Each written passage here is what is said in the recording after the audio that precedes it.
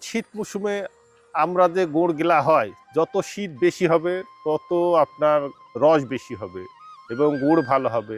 গুড়ে কোনো ভেজাল বলতেই একটাই চিনি। চিনি ছাড়া কোনো গুড়ে ভেজাল নাই, কোনো মেডিসিন কেমিক্যাল এগুলো কিছু না। এখন মনে করেন যে রস অল্প, গুড়ের প্রয়োজন বেশি, এবং গুড়ের মূল্যটা আমরা টাকার পরিমাণটা কম পাচ্ছি, তখন আমরা চিনি দিয়ে বেশি করি।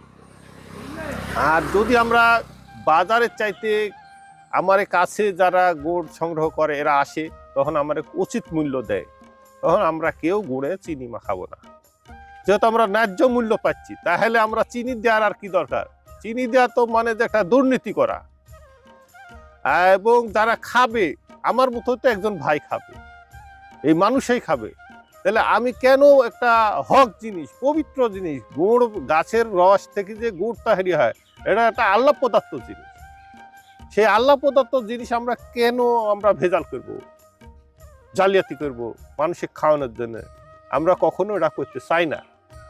তুই একটা যারে অল্প কিছু গাছ আছে, দু একটা ব্যতিক্রম লোক থাকে, তারা হয়তো বা করতে চায়, ওরা টাকার পরিমাণ বেশি করার জন্য ওরা করতে চায়। ন্যায্য মূল্য পেলে তো করবোই না, তো আমরা পাচ্ছি তো ন্যায্য মূল্য। যেহেতু আগের যুগে মানুষ তো গুড় এইভাবে বিক্রি হতো না, তাহলে তখন তো গুড়ে চিনি মাখানো পরিবেশটা ছিল না, তাহলে তারা আমার বাপেরা দাদারা এইভাবে করে গেছে।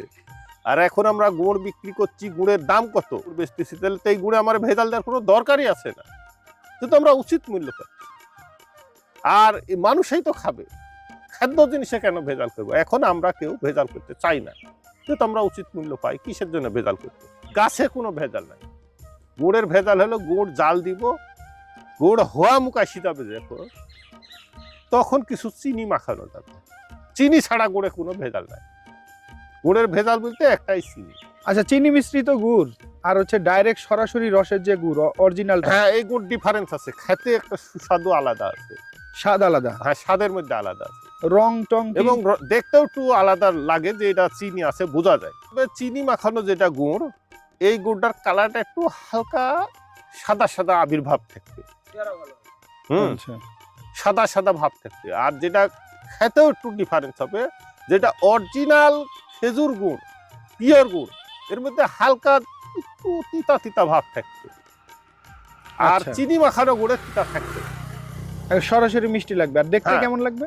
দেখতে ওই চিনি মাখানো যেটা বিহীন, মানে খেজুর গুড় যেটা, সেটা এক কালার আসবে, আর চিনি মাখানোটা আরেক কালার আসবে। আমি এই কথাটাই বলতে চাচ্ছি যে আসলে যেটা সরাসরি গুড়, মানে রস থেকে তৈরি করা, ওইটার কালারটা কেমন হবে? এটার কালারটাও লাল হবে, লালচে হবে, আপনার দেখতে হেবি সুন্দর লাগবে, বোঝাই যাবে যে এটা চিনি আছে আর এটা নাই।